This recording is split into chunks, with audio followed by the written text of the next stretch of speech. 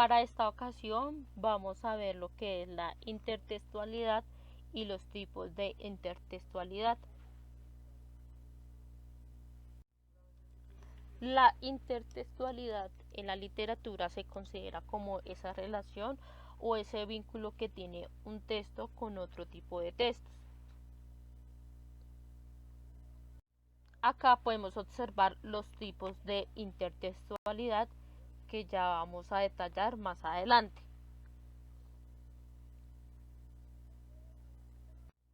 Acá observamos dos tipos de intertextualidad y está la intratextualidad y la extratextualidad.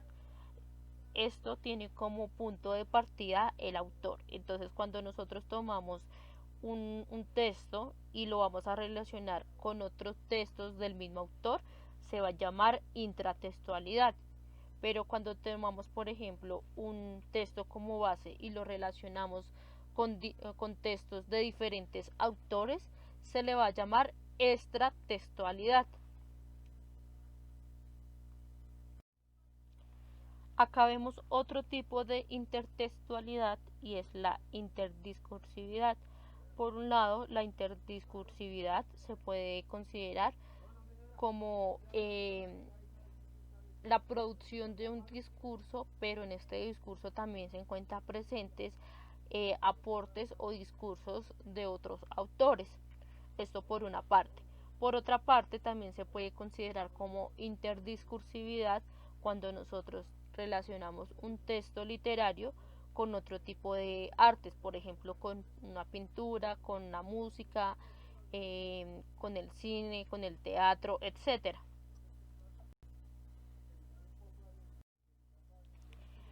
En este tipo de intertextualidad que se llama metatextualidad, eh, se caracteriza porque en un texto se puede hacer el comentario de otro texto o se puede hacer alusión sobre el tema de otro texto sin necesidad de citarlo.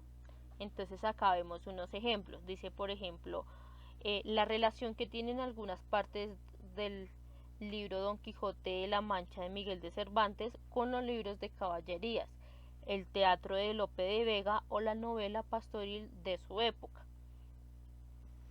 Entonces, eso es un ejemplo en donde se puede dar la metatextualidad sin necesidad de citar al otro texto que se toma como referencia.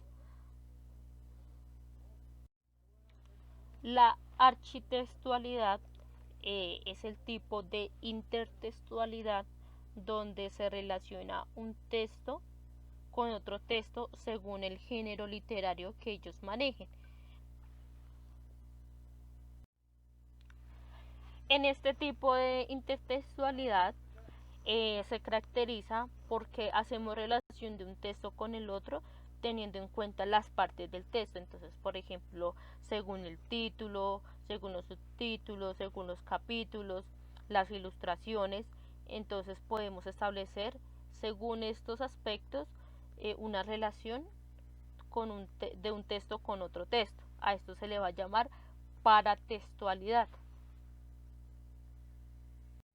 Bueno, acá tenemos unos tipos de intertextualidad, pero para poder interpretar estos tipos debemos tener en cuenta que, bueno, para hacer una relación de un texto, nosotros debemos tener presente que hay textos que sirven como base para otros tipos de textos. ¿Qué quiere decir? Entonces se crea un texto, ¿sí? Un texto literario, y de este mismo texto literario se pueden derivar otras obras literarias. Entonces, cuando yo hago la relación de ese texto base, de ese texto como referencia, lo relaciono con esos derivados, ¿cierto? Con esos textos derivados, a eso le vamos a llamar hipotextualidad. ¿Listo? Pero cuando nosotros, por ejemplo, tomamos un texto como base, un texto como referencia y digamos vamos a relacionarlos con temas anteriores a ese texto, o sea, temas que tengan que ver con ese texto. Por ejemplo, nosotros vamos a tomar un texto que hable sobre la comunicación, ¿cierto? Sobre la comunicación. Entonces, si nosotros nos dirigimos como hacia atrás, por decirlo así, y vamos a estudiar lo que es, digamos, las personas, vamos a estudiar el lenguaje, vamos a estudiar la lengua, ¿sí? Vamos a estudiar el habla. Pues esos son temas anteriores a la comunicación. Claro, son temas que tienen que ver en la comunicación como tal, pero independientemente, cada uno de ellos, pues digamos que manejan como su propio contexto o su propio significado y se pueden decir que se encuentran atrás de la comunicación, ¿sí? Atrás del tema que se va a desarrollar en ese texto como referencia, que en este caso sería la comunicación.